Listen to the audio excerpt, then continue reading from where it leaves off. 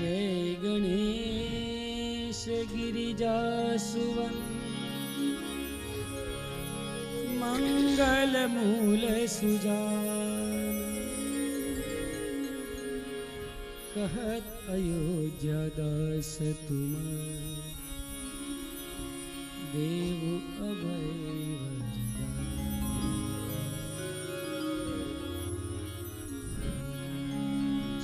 गिरिजापति दीन दयाला सदा करत संत प्रतिपाला बाल चंद्रमा सोहत नीचे कानन कुंडल भागपनीते भस्म और सिरे गंगा बहाए मुंड माल तन चारे लगावे वस्त्र पाल व्यागांबर सोहे छवि को देख मोहे मेरा मातु की है दुलारी वामयंग कर त्रिशूल सुहते छवि भारी करत सदा शत्रु क्षयकार नंदी गणेशा सोहे देश सागर मध्य कमल जैसे अतिथ श्याम और गणराज या छवि तो कन्या देवन जब ही जाय पुकारा तब ही दुख प्रभु आपन दारा किया उपद्रव तारक बारे देवन सब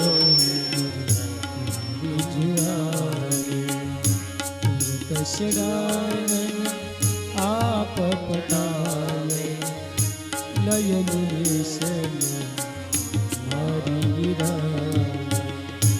आप जलंधर असुर समारा सुयस तुम्हारा विदित संसारा त्रिपुरासुर संग युद्ध मचाई सब ही कृपा कर बचाए दिया तपही भगीरथ यति भारी पूरब प्रतिज्ञा सुपुरा दान नहीं तुम सम को नाई सेवक स्तुति करत सदाई वेदना महिमा तव गाई अकट अनादि भेद नहीं पाए हृदय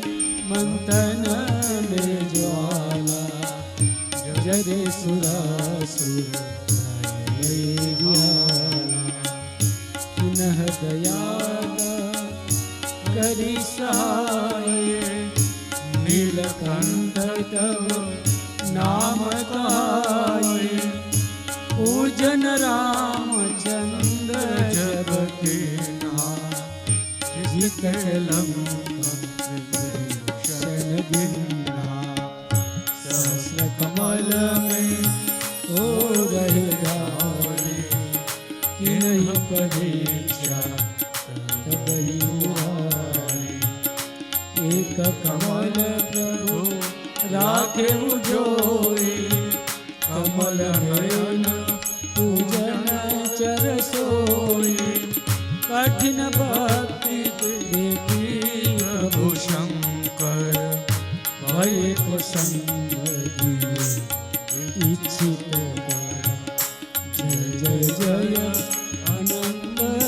विनाशे करत कृपा सरत घटवासे दुष्ट सकल नित मोहि सतावे भ्रमत रहे मोहि से न आवे त्राहि त्राहि में नाथ पुकारो यही अवसर मोहि आन उबारो माता पिता भ्राता सरोई संकट में पूछत नहीं कोई स्वामी कहे आश तुम्हारे आदरऊ सब संकट बारे धन निर्धन को देत सदारे जो कोई जाति फल पाए स्तुति करत विधि करे तुम्हारे नाथ हरऊ यद सुख हमारे शंकर हो संकट के नाशन मंगल कारण विघ्न विनाशन योगी यति मुनि ज्ञान लगावे नारद शारद शिष्य नमावे नमो नमो जय नमः शिवाय सिर ब्रह्मादिक पावन पाए जो ये पाठ करे मन लाए तो पर होए शंभु सहाय ऋषिया जो कोई हो अधिकारी पाठ करे सो पावन हारे पुत्रहीन करे ईशा जोई निश्चय सियो प्रसाद होई पंडित त्रयोदशी को लाए ध्यान पूर्वक होम करावे त्रयोदशी व्रत करे हमेशा तन नहीं ताके रहे कलेशा दीप दीप नैवेद चढ़ावे शंकर सन्मुख पाठ सुनावे जन्म जन्म के पाप नसाए अंत समय शिव पुर को पावे कहे अयोध्या आस तुम्हारी जाति सकल दुख नित्य नेम करि प्रातहि पाठ करे 40 तुम मेरी मन कामना पूर्ण करहु जगदीश मांग सरचट हेमंत ऋतु संबत 64 स्तुति 40 शिवहि पूर्ण के कल्याण। बोलिए भीड़भंजन महादेवनी जय नीलेश्वर महादेवनी त्रिलोकनाथ महादेवनी रामचंद्र भगवान श्री हनुमान जी महाराज ओम नमः पार्वती पते हर हर महादेव।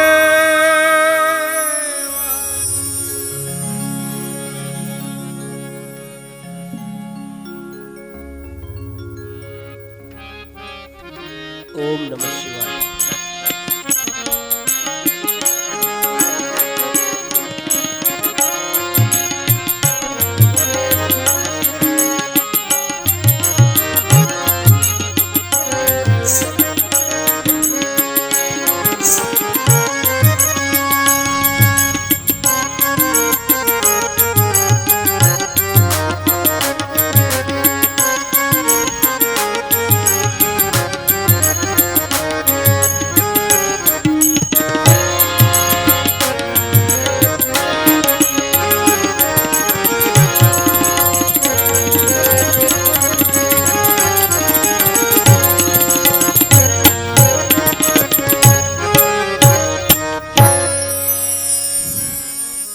હરિઓમ.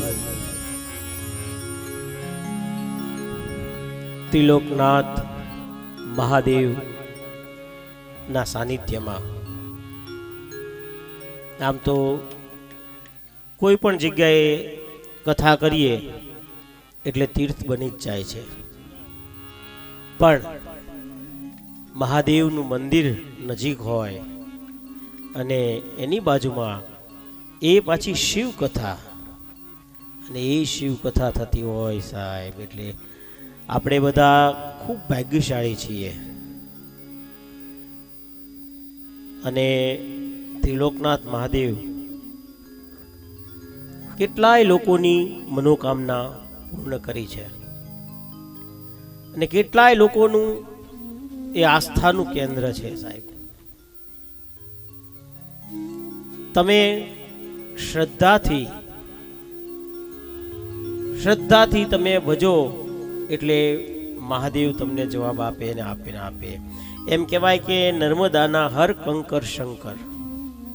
નર્મદામાંથી તમે ગમે પથ્થર લઈને આવો એટલે એ શિવ જ હોય છે, પછી તમારે કોઈ વિધિ કરવાની પણ જરૂર નથી. અને આપણે શિવ પુરાણમાં તો એવી ઘણી જ કથાઓ આવશે કે કોઈ પણ વિધિ નથી કરી, કંઈ નથી કર્યું, પણ છતાં પણ મહાદેવ પ્રસન્ન થાય છે. હા, વિધિ પણ જરૂરી છે, બધું જ જરૂરી છે, પણ સૌથી પહેલા તમારો ભાવ જરૂરી છે. તમારો ભાવ હશે તો જ તમને મહાદેવ પ્રસન્ન થશે. મેં કાલે કીધું એમ, પાત્ર તમારી તપેલી એ મેલી હશે, એ અવાવરી હશે, એ ઉટકા વિનાની હશે, અને સારામાં સારા ફેટનું તમે દૂધ એમાં નાખો એટલે ગમે એવું દૂધ હશે બગડી જવાનું, કેમ કે તપેલી જ મેલી છે, પાત્ર જ મેલું છે. એમ તમે જ્યાં સુધી ભગવાન પાસે શુદ્ધ મને નહીં જાઓ, એકદમ મન હળવું કરીને નહીં જાઓ, ત્યાં સુધી સાહેબ તમારું દૂધ બગડી જવાનું અને બગડી જ જવાનું છે. એટલે પહેલા તો पहले खुद को खाली कर फिर उसकी भक्ति कर. पहले खुद को खाली कर કે આપણે જઈએ તો પહેલા એ ભૂલી જવાનું કે હું કોણ. હું શબ્દ જ્યાં સુધી આવશે ત્યાં સુધી ભગવાન તમારી સામું ધ્યાન આપશે નહીં, નહીં ને નહીં. હું ઇનોવા લઈને આવ્યો, હું ફોર્ચ્યુનર લઈને આવ્યો, હું મર્સિડીઝ લઈને આવ્યો, કે હું કરોડપતિ, કે હું લાખોપતિ, પણ ત્યાં જઈને એમ કહેવાનું કે આ બધું જ તમારું છે. મેરા મુझ में कछु नहीं जो कुछ है सो तोर. मेरा मुझ में कछु नहीं जो कुछ है सो तोर. तेरा तुझको सौंप के क्या लागेगा मोर. આમાં મારું કાંઈ છે જ નહીં, બધું તારું જ છે. તો તારું હોય અને પછી હું આપું, એમાં શું નવીન સાહેબ. એકવાર ખાલી થઈ જાવ એની પાસે, અને હંમેશા આપણી પાસે ગમે એટલા પૈસા હોય, પણ એમ કહેવાનું કે તારા છે, તારી દયાથી છે, તારી કૃપાથી છે સાહેબ. એટલે એમને ગમશે. જેમ આપણા માતા પિતા હોય છે એને આપણે રોજ કહેવાનું કે ભાઈ હે માતા, હે પિતા, તમારા હિસાબે હું આ ધંધો આગળ વધાર્યો છે, તમારા હિસાબે આ પેઢી લઈને હું બેઠો છું, તમારી હિસાબે મારું નામ છે, તો એ કેટલા રાજી થશે. એવી જ રીતે મહાદેવને પણ કહેવાનું કે હે મહાદેવ, તમારે હિસાબે આજે મારું નામ છે, તમારે હિસાબે આજે મારો બિઝનેસ છે, મારી હોટલ છે, મારી મિલ છે, મારા ધંધા છે, તમારે હિસાબે. मेरा आपकी कृपा से सब काम हो रहा है, करते हो तुम हे भोले बाबा, हे महादेव, करते हो तुम, मेरा नाम हो रहा है. સાહેબ મોટી મોટી હોટલ હોય, મોટા મોટા બંગલા હોય તો એમ કહેવાય કે મહાદેવનો બંગલો છે હો, આ માતાજીનો બંગલો છે હો. આ મિલ કોની છે તો કે મહાદેવની છે. નહીં, આ મિલ ફલાણા ભાઈની, આ મિલ ફલાણા બેનની. એમ સાહેબ ગમે એટલું મોટી મોટી વસ્તુ આપણને આપશે પણ સાહેબ કોઈ દિવસ એનું નામ નહીં હોય, કોઈ દિવસ નામ નહીં હોય. મેં કાલે કીધું એમ મહાદેવને કેવો શોખ છે, કેવો શોખ છે સાહેબ, બધાને આપવાનો શોખ, અને પોતે કાંઈ ન રાખે સાહેબ, બધા જ ને બધું આપી દે, પોતે કાંઈ ન આપે સાહેબ. બધાને અલગ અલગ શોખ હોય. કોકને વૃક્ષો વાવવાનો શોખ, ખૂબ વૃક્ષો વાવે, ખૂબ વૃક્ષો વાવે. કોકને એવો શોખ હોય કે રોડ સાફ કરવા, રસ્તા સાફ કરવા, ટૂંકમાં કચરો જ્યાં હોય ત્યાં સાફ કરે. કોકને એવો શોખ હોય ગાયોને જ ખવડાવ્યા કરે, બધી ગાયોમાં નિરણ નાખ્યા કરે. કોકને કૂતરાનો શોખ હોય, કોકને મારી જેમ અન્ન ક્ષેત્રનો શોખ હોય, બધાને જમાડવાનો શોખ હોય. ટૂંકમાં બધાને અલગ અલગ શોખ હોય. તો નારદજીએ મહાદેવને પૂછ્યું કે એ મહાદેવ, બધાને આવા શોખ છે તો તમને શું શોખ છે? ત્યારે મહાદેવે જવાબ આપ્યો, સાંભળજો કે મને એ શોખ છે કે બધાના શોખ પૂરા કરવાનો શોખ છે મને. કોક કે મારે મર્સિડીઝ લેવી, તો કે તથાસ્તુ. કોક કે મારે ઇનોવા, તો કે તથાસ્તુ. કોક કે મારા દીકરાને ફોરેન ભણવા મોકલવો, તો કે તથાસ્તુ. કોક કે મારે ફલાણું ઢીકડું પુત્ર જોઈએ, મારા લગ્ન થઈ જાય, તથાસ્તુ. ટૂંકમાં એ બધા જેને જે શોખ હોય એ બધા શોખ પૂરા કરવાના મહાદેવને શોખ છે. મોટા મોટા મંત્ર ન આવડે તો કાંઈ નહીં સાહેબ, પણ કાલે આપણે ચંચુલાજીની વાત કરીએ એમ ખાલી ઓમ નમઃ શિવાય, પંચાક્ષર મંત્ર ઓમ નમઃ શિવાય, ઓમ 5 અક્ષરનો મંત્ર. નરસિંહ મહેતાને ક્યાં મંત્ર મોટા મોટા આવડતા હતા, મીરાને ક્યાં મોટા મોટા મંત્ર આવડતા હતા, જલારામ બાપાને ક્યાં આવડતા હતા, બજરંગદાસ બાપાને ક્યાં આવડતા હતા સાહેબ. તોય ભગવાન આવી ગયા ને. પણ એક વિશ્વાસથી હાલવું પડે, અને કોઈ દિવસ માણસ ઉપર ભરોસો રાખતા નહીં સાહેબ. હા, જરૂર બધાની જરૂર છે, પણ આની જ જરૂર છે ને આના ઉપર જ મારું કામ થશે એવું કોઈ દી નહીં રાખતા. તમારે ગમે તે કામ હોય કેવું હોય તો મહાદેવને કહેજો સાહેબ, તમારું કામ થઈ જશે.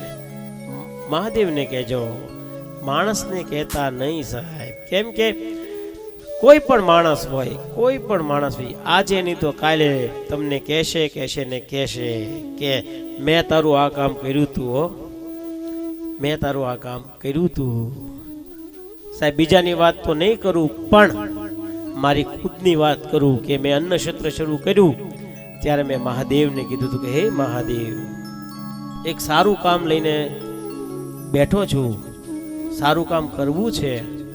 ત્યારે મારી જે કથા હતી ત્યારે આ દરબારગઢના બહેનો આવ્યા છે, બધા સાક્ષીમાં છે. જ્યારે પહેલી કથા મેં કરી હતી અન્ન ક્ષેત્રના લાભાર્થે આજથી ઘણા વર્ષ પહેલા, ત્યારે મેં મહાદેવને કીધું છે કે હે મહાદેવ, તમારું કામ છે. અને શિવનો અર્થ થાય કલ્યાણ, શિવનો અર્થ થાય કલ્યાણ, એટલે જે તમારું નામ છે. અને આશુતોષનો અર્થ થાય તરત ફળ દેનારું. આપણા અન્ન ક્ષેત્રનું નામ છે આશુતોષ અન્ન ક્ષેત્ર. આશુતોષનો અર્થ થાય તુરંત ફળ દેનારું.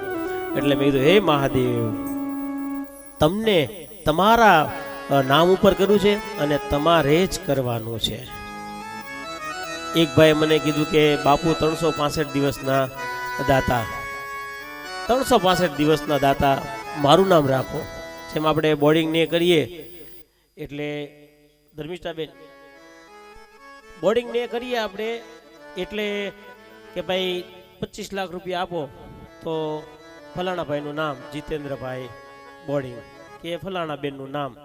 એમ અન્ન ક્ષેત્રમાં મને કીધું કે બાપુ મારું નામ રાખો, એટલો મારો ફાળો. મેં કીધું તમે આપો એ કાલ સવારે ખાલી થઈ જશે. માણસ આપે કાલ સવારે ખાલી થઈ જશે, પણ મહાદેવ આપે એ કોઈ દિવસ ખાલી નહીં થાય. હો સાહેબ, કોઈ દિવસ ખાલી નહીં થાય. ગુણાકાર ગુણાકાર ને ગુણાકાર જ થયા કરશે. એ મહાદેવ છે સાહેબ. અને એમાંય નરસિંહ મહેતાની જન્મભૂમિ, આ તળાજા એટલે સાહેબ નરસિંહ મહેતાની જન્મભૂમિ, જ્યાં નરસિંહ મહેતાનો જન્મ થયો છે. અને એક ગામમાં એક વ્યક્તિ એવી જન્મી જાય એટલે આખા ગામનો ઉદ્ધાર થઈ જાય. એક ઘરમાં એક વ્યક્તિ એવી જન્મી જાય એટલે આખા ઘરનો ઉદ્ધાર થઈ જાય. ઘણા નથી કહેતા કે કોના ભાગનું ખાતા હોય ખબર નહીં, પણ એમાં તમારા ઘરમાં કોઈક એવી વ્યક્તિ હોય છે જેના પુણ્યને હિસાબે આખું ઘર ચાલતું હોય, આખી ફેક્ટરી ચાલતી હોય, આપણું આખું સામ્રાજ્ય ચાલતું હોય. એક વ્યક્તિ એવી હોય છે. હવે એ વ્યક્તિ કઈ હોય છે તમને અંદાજ તો આવી જ ગયો હોય, કેમ કે એ વ્યક્તિ હંમેશા ભગવાનનું નામ લેતી હોય, ભલું કરતી હોય, કોઈનું ખરાબ ન કરતી હોય. એ વ્યક્તિ હોય છે સાહેબ. અને માગો અને આપે એ દેવ, વગર માગે આપે એ મહાદેવ સાહેબ. અને આજે એમની કથા છે સાહેબ આજે, કે જે પોતે બધાને બધું આપી દે અને પોતે કાંઈ રાખતો નથી. ભોળિયો રે મારો ભોળિયો, ભોળિયો કેવો છે? ભોળિયો રે મારો ભોળિયો, કે હું તો ખોબો માંગુ ને દઈ દે દરિયો સાહેબ. આપણે એની પાસે ખોબો માંગીએ અને દરિયો દઈ દે કે હે ભગવાન મને ગાડી આપજે ને. આપણે ટુ વ્હીલ માગી હોય ને સારામાં સારી ફોર વ્હીલ દઈ દે કે હું તો ખોબો માંગુ ને દઈ દે દરિયો.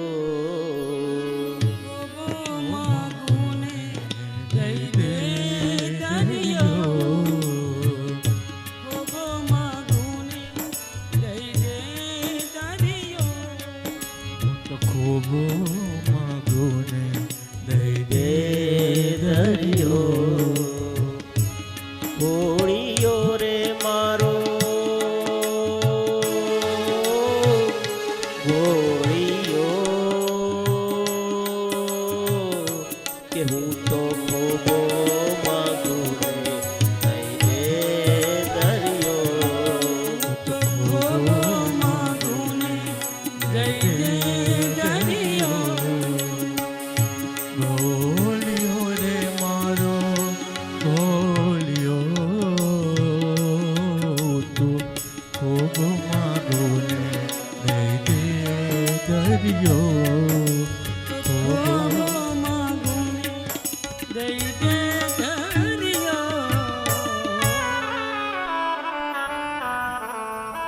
તો ભાવનગરથી મહેમાન આવ્યા છે, રોકાવાના છો ને દિલીપભાઈ? બેઠા ને જી સાહેબ. મને ઘણા પૂછે કે બાપુ સોમવાર રહી તો ફરાળ ક્યારે કરાય, એકટાણું ક્યારે કરાય? સાહેબ શિવ પુરાણમાં દરેક વસ્તુનો જવાબ છે. ઘણા અમુક વસ્તુ ભૂલ કરી નાખતા હોય છે, બધાને ખ્યાલ નથી હોતી, પણ એ આપણી નાની અમથી ભૂલ ભગવાન કાંઈ આપણને ખીજાય નહીં, પણ આ બધી વસ્તુમાંથી બચવું પડે. જેમ આપણે મંદિરે કોઈ પણ જગ્યાએ જઈએ ત્યારે ગર્ભગૃહની સામે, એટલે કે મંદિર જ્યાં દાદા દેખાતા હોય ત્યાં સામે કોઈ દિવસ ચપ્પલ બૂટ કે આપણા જે પગરખા હોય એ કઢાય નહીં. કેમ કે તમે ત્યાં પગરખા કાઢો છો એટલે બહુ મોટી ભૂલ પડી જાય છે. જેમ પ્રદક્ષિણા આખી ન કરાય એવી રીતે ખાસ એક એ તમે જ્યારે લોટો ચડાવતા હોય ત્યારે કોઈ દિવસ પાણીની ધારા ચડાવતા હોય કોઈ દિવસ બંધ ન થવી જોઈએ, અખંડ ધારા રહેવી જોઈએ. આપણે જ્યારે લોટો ચડાવીએ એટલે એક ધારું પાણી, જે એક લોટો લાવ્યો હોય તો એક લોટો, બે લોટા હોય તો બે, પણ જ્યારે પાણી ચડાવીએ ત્યારે પાણી ચાલુ થાય એટલે બંધ ન થવું જોઈએ. આ એક મહાદેવ માટે ખાસ નિયમ યાદ રાખવાનો. અને બીજું એક એ નિયમ છે કે આપણે ઘરમાં કોઈ દિવસ એક કે અળસ ન રાખવી જોઈએ.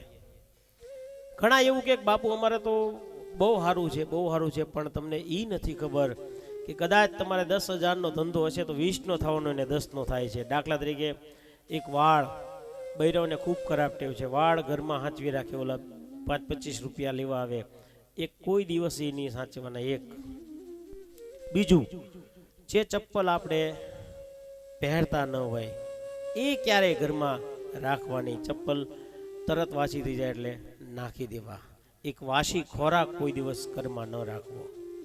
અને સૌથી મહત્વની વાત, દિલીપભાઈ, જ્યારે આપણે મહાદેવના દર્શન કરવા જઈએ ત્યારે સુંદર મજાના વસ્ત્ર પહેરીને જ જાવું.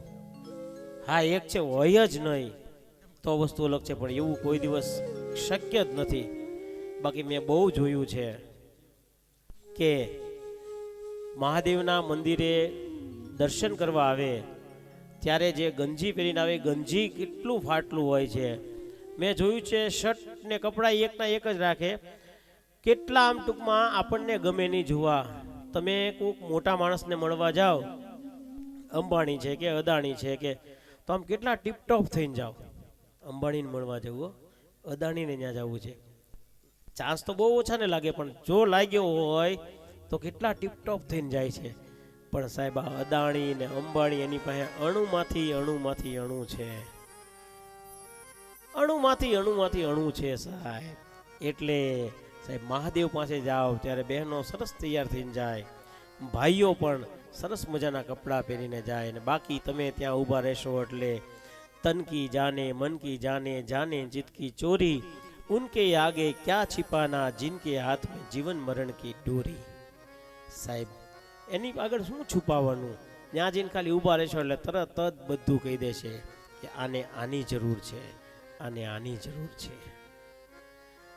આ શિવરાત્રી ઉપર આપણે સ્પેશિયલ શિવરાત્રી ઉપર આ કથા રાખી છે. કાલે આપણે બે પ્રસંગ કીધા શિવરાત્રીના, એક કઠિયારણનો અને જ્યારે શિવ પ્રાગટ્ય થયું હતું તે દિવસે પણ મહાશિવરાત્રી હતી. બધા વ્રતો કદાચ તમે ન કરી શકો, કામ વય આ છે તે છે, પણ એક મહાશિવરાત્રીનું વ્રત કરો એટલે બધા જ વ્રતનું પુણ્ય મળે. કદાચ આખું વર્ષ તમે મંદિરે ન જઈ શકો તો મહાશિવરાત્રીના દિવસે તમે મંદિર જાઓ એટલે આખા વર્ષનું ફળ મળે. તમે મહાશિવરાત્રીની એક રાત જાગી જશો, તમે મહાશિવરાત્રીની એક રાત જાગી જશો પછી તમારે બીજી એકેય રાત ચિંતામાં જાગવું પડશે નહીં સાહેબ. બીજી એકેય રાત ચિંતામાં નહીં જાગવું પડે, એવો મહાશિવરાત્રીનો મહિમા છે. અને ખાસ જો આખી રાત ન જાગી શકો તો કોઈ વાંધો નહીં, પણ 12 વાગ્યા સુધીની તો આરતી બધાને કરજો ને કરજો. તે કાલે કીધું તું ને આજે કહું છું ને સાથે 7 દિવસ કહીશ કે આ મોટામાં મોટું વ્રત છે, મોટામાં મોટું તહેવાર છે, મોટામાં મોટો દિવસ છે સાહેબ. કેમ કે સૌથી મોટા જો કોઈ દેવ હોય તો એ મહાદેવ છે. સૌથી મોટા દેવ મહાદેવ અને સૌથી મોટો એમનો તહેવાર મહાશિવરાત્રી. તો એ મહાશિવરાત્રીએ સાહેબ આપ સૌને એટલી વિનંતી કે આખી રાત જો જગાય તો ઠીક, બાકી 12 વાગે શિવ મંદિરે જાજો. જે ગામમાં રહેતા હોય, કોઈ પણ જગ્યાએ, અત્યારે દેશ વિદેશમાં જે આ કથા ટીવીના માધ્યમથી સાંભળે, યુટ્યુબના માધ્યમથી સાંભળે, એમને કીધું મંદિરે જાજો. કેમ કે મંદિરે જવું જરૂરી છે. જેમ હવા બધે છે પણ હવા પુરાતી નથી. પૂજ્ય મોરારી બાપુ આવે છે, આપણે ફોન આવ્યો છે, કદાચ 99% અત્યારે આવે છે અહીંયા આપણા કથા મંડપમાં. એમ પૂજ્ય મોરારી બાપુ કહે છે કે હવા બધે છે પણ હવા પુરાવા એક જે તે સ્થાને જવું પડે. એમ ભગવાન તો બધે છે જ, પણ મંદિરે જાઓ એટલે ત્યાં એવા પરમાણુ હોય, ત્યાં એવા પરમાણુ હોય એને હિસાબે સાહેબ મંદિરમાં જાઓ એટલે એવા પરમાણુની હિસાબે તમે ત્યાં ભક્તિમય વાતાવરણ થાય. ત્યાં તમને એવા જ વિચાર આવે. અમારે પૂજ્ય ગિરિવર બાપુ એમ કહેતા કે ભજન કરો અને ભોજન કરાવો, ભજન કરો અને ભોજન કરાવો.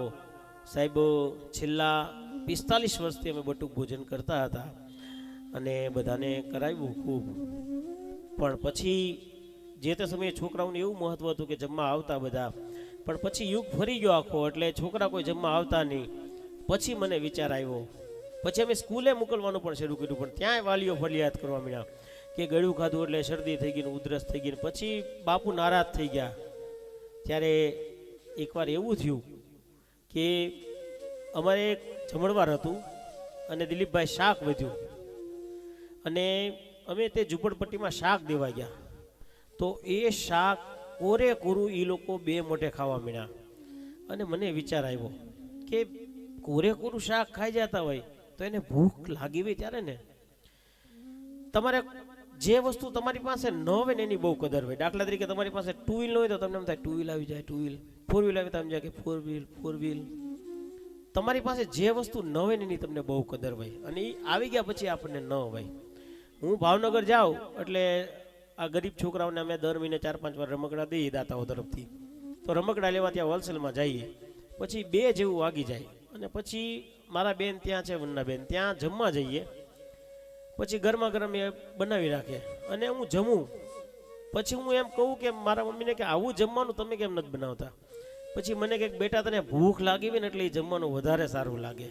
કેમ કે 2 વાગ્યા સુધી ભૂખ્યો હોય, આખો દિવસ ભાવનગરમાં ફર્યા હોય, એમ એ લોકોને જમવાનું મીઠું કેમ લાગે? કેમ કે એને ભૂખ લાગી હોય, એને એની કદર હોય સાહેબ. એટલે જરૂરી નથી આશુતોષ અન્ન ક્ષેત્રમાં જ આપવું. મહાદેવની દયાથી ખૂબ સરસ ચાલે છે. પણ સાહેબ બટકુક રોટલો કોકને આપજો. કેમ કે સૌથી મોટું જો કોઈ દાન હોય તો એ છે અન્નદાન. બાકી અમે તો બધે જ ફર્યા છીએ ગિરિવર બાપુની સાથે. આપણે જેવા સૌરાષ્ટ્ર બહાર નીકળીએ એટલે તરત જ તે ગુજરાત બહાર નીકળીએ એટલે તરત જ તે કે 20 રૂપિયા થશે ડીશના. આશ્રમોમાં તે 30 રૂપિયા ટોકન, અને તમે વિદ્યાર્થી લઈને આવ્યા એટલે 15 આપો ને એમ કે. બાકી સાહેબ અહીંયા જલારામ બાપાથી લઈને બજરંગદાસ બાપાથી લઈને કેટલા કેટલા લોકો સાહેબ. અને બજરંગદાસ બાપાને ક્યાં મોટા મોટા શ્લોકો આવડતા હતા હે, પણ આમ એક નહીં હજારો એના પરચા છે, હજારો પરચા છે, એક નહીં સાહેબ.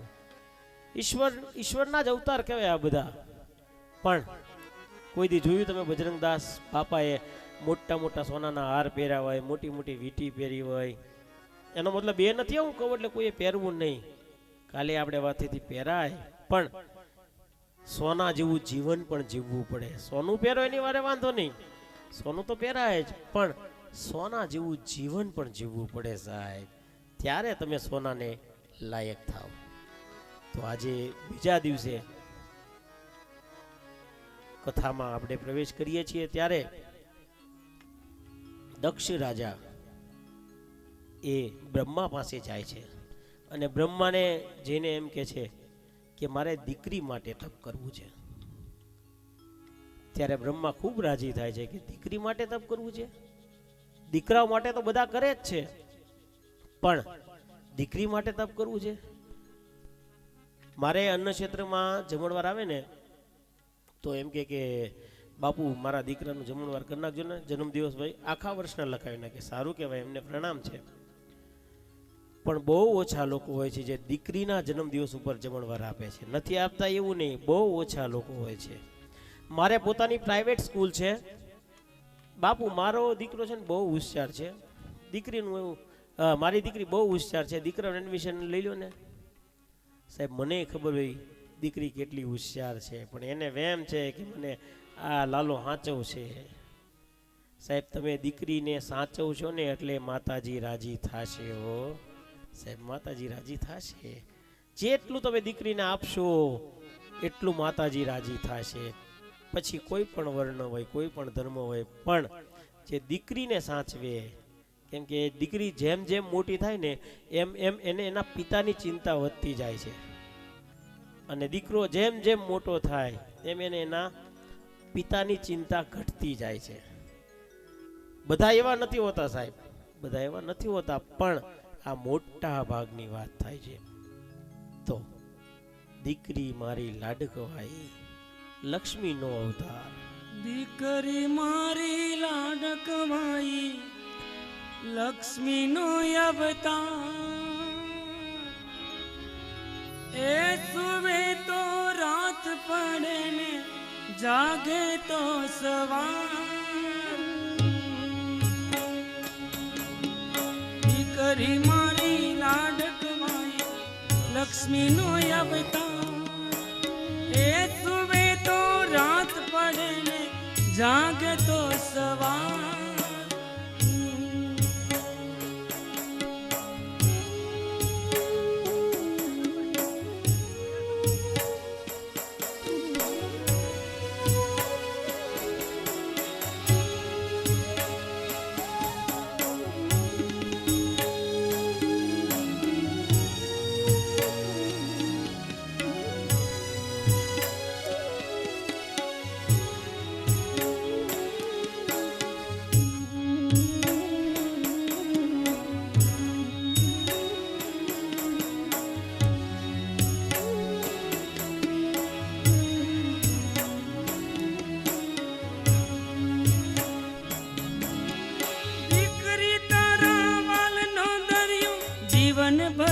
છલકાય પામતા જીવન માત પિતાનું ધન્ય થઈ જાય દીકરી તારા વાલનો દરિયો જીવન પર છલકાય પામતા જીવન માત પિતાનું ધન્ય થઈ જાય એક જ સ્મિતમાં તારા ચમકે મોતીડા જાય દીકરી મારી લાડક માયા લક્ષ્મીનો અવતાર એ સુવે તો રાત પડે ને જાગે તો સવાર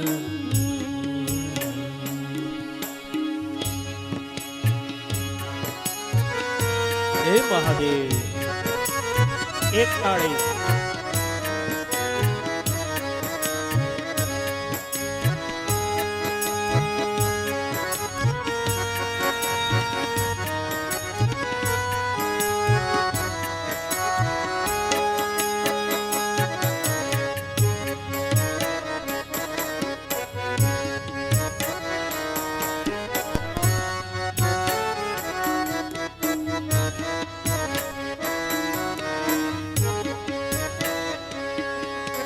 ઢીંગલા સાથે રમતી ઢીંગલી જેવું મારું બા રમતા તાકીને ભૂખ લાગે તો ખીર રાખું તૈયાર ઢીંગલા સાથે રમતી ઢીંગલી જેવું મારું બા રમતા તાકીને ભૂખ લાગે તો ખીર રાખું તૈયાર રૂપ તારા લાગે પરીનો અવતાર દીકરી મારી લાડક લક્ષ્મીનો અવતાર એ સુવે તો રાત પડે જાગે તો સવાર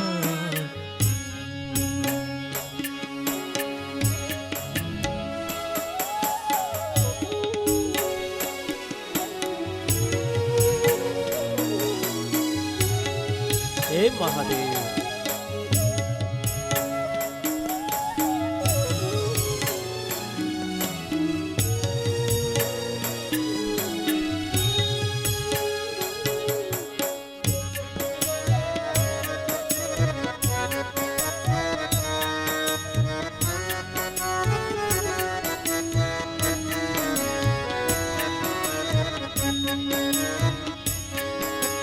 કાલી ગેલી વાનતી કર ઉઘરો થઈને ગુજે બાપા પગલી ચલાવતા બાપાનું હૈયું જોને ઝૂમે કાલી ગેલી વાનતી કર ઉઘરો થઈને રે ગુજે બાપા પગલી ચાલતા બાપનું હૈયું ઝૂમે ગુજે દીકરી તો માત પિતાનો સાચો છે હે આધાર મહાદેવ દીકરી મારી લાડક મારી લક્ષ્મીનો અવતાર તેરા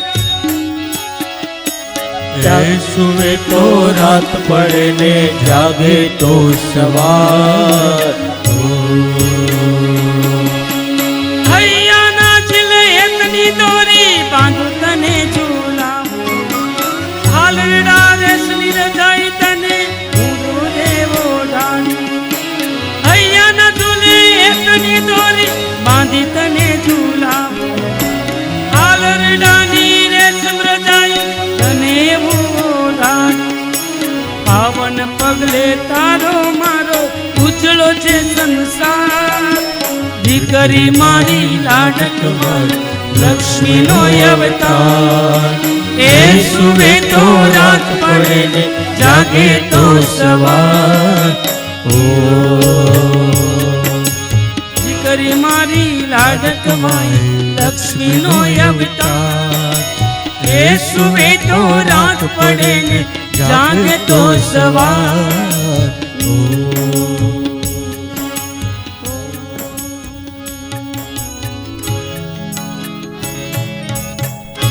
દીકરી મારી લાડક વાઈ લક્ષ્મીનો અવતાર સાહેબ દીકરી લક્ષ્મીનો અવતાર છે જોજો તમે કે કેટલાય લોકોને એવું થયું છે કે સાહેબ દીકરીનો જન્મ થયો પછી એમના ઘરે લક્ષ્મી વધી હોય સાહેબ આપણે ઘણા કહે કે મહાદેવનો સોમવાર એવું તમે ને મેં સાંભળ્યું હશે, પણ એક વસ્તુ યાદ રાખજો કે કયા વાર કોના છે એ આજે હું તમને કહું કે રવિવાર છે ને એ સૂર્યદેવનો વાર છે, ઉપાસનાનો વાર છે, અન્નદાનનો વાર છે. તે દિવસે કોઈ જરૂરિયાતમંદને ખીર તમે આપો એટલે કુળમાં કોઈ દિવસ દરિદ્રતા ન આવે. અને ખીર તમે કોઈ પણ જગ્યાએ ધરો, કોઈ મંદિરમાં ધરો, કોઈ ભિક્ષુકને દો, કોઈ સાધુને આપો, કોઈ સંતને આપો. ખીરનું એક એવું મહત્વ છે કે ખીર ખવડાવવાથી દરિદ્રતા આવતી નથી. એટલે રવિવાર સૂર્યદેવનો વાર છે, તે દિવસે ખીર આપવાથી દરિદ્રતા નથી આવતી. સોમવાર એ લક્ષ્મીજીનો વાર છે, લક્ષ્મીજીની પૂજા કરવાની, સાધુ બ્રાહ્મણનું થઈ શકે તો ભોજન કરવાનું. આવું કરવાથી લક્ષ્મીજીને પ્રાપ્તિ થાય. એટલે જે હમણાં આપણે સોમવાર ગણા કે ને મહાદેવનો વાર છે, હા મહાદેવનો પ્રિય વાર છે, પણ સોમવાર જ મહાદેવનો નથી. મંગળવાર એ કાળીદેવનો વાર છે. તે દિવસે અડદ અને મગનો મહિમા છે. અડદ અને મગ મંદિરે ધરવાનું, માતાજીના કે મહાદેવના. બુધવાર એ ભગવાન વિષ્ણુનો વાર છે. તે દિવસે અન્નદાન અને વસ્ત્રદાન કરવાનું ખૂબ મહત્વ છે. અમુક લોકો એવું કે બુધવાર એ અમંગળવાર છે, તે દિવસે સારા કામ ન કરાય, તે દિવસે ભાઈ બહેને નોખું ન પડાય. સાહેબ એવું કાંઈ છે નહીં. અમુક વસ્તુ લોકવાયકા એવી હોય ને કે મેં કહી દીધું કે ફલાણા ભાઈ ખરાબ એટલે એ બીજાને કે ફલાણા ભાઈ ખરાબ, ત્રીજાને કે ફલાણો. એ ભાઈને ખબર ન હોય ને ઓલો ભાઈ ખરાબ થઈ જાય, એને લોકવાયકા કહેવાય. એમ મહાદેવ ઉપર તુલસી નહીં ચડાવવાનું એવું આપણે 5-6 જગ્યાએ મારે સાંભળ્યું. પણ સાહેબ આપણે આમાં આવશે આગળ જે વસ્તુ શું ચડાવીને શું ન ચડાવી, શિવપુરાણના શ્લોક સહિત હું તમને કહીશ કે મહાદેવને તુલસી ચડે ને ચડે. કોઈ પણ પ્રકારમાં કોઈ પણ શાસ્ત્રમાં ના નથી પાડી, પણ આને લોકવાયકા કહેવાય. એમ બુધવાર ભાઈ બહેનને નોખું ન થવાય. એ તો હાહુ માએ છે ને એક દિવસ વધારે રાખવી હોય ને એટલે કર્યું, પછી હાલ્યું, પછી બધાએ નક્કી કરી નાખ્યું ભાઈ બહેને નોખું ન થવાય. સાહેબ એક દિવસ એક સાસુમાં બહુ અઘરા અને વારા ઘડીએ બહુ અઘરા, અને સાસુને વળાવે, રોજ વળાવે, ફળિયું વળાવે, આ વળાવે. દીકરો બિચારો બોલી શકે નહીં, બે કોરેને તકલીફ. પછી એને કીધું કે મમ્મી એક આપણે આઈડિયા કરીએ, કાલે છે ને હું કે આવીને એમ કહું, મારું પાછું એ બહુ રાખે કે હું વાળું, તારે એમ કહું ને કે હું વાળું, આપણે બે બાંધવાનું. પછી સવારના પરમાં ઉઠીને બે શરૂ કર્યું, લાવો હાવણો હું વાળું. દીકરો કે હું વાળું, માં કે હું વાળું. બહુ ઉઠીને આવ્યા ને જોયું કે આ બે બાંધે છે, કે હું વાળું. એ બહાર નીકળ્યા, એ કે હું અવાજ કરો સવારના પરમાં? તો કે એક કે હું વાળું ને એક કે હું વાળું. તો કે એક કામ કરો, તમે બે વારા કરી નાખો.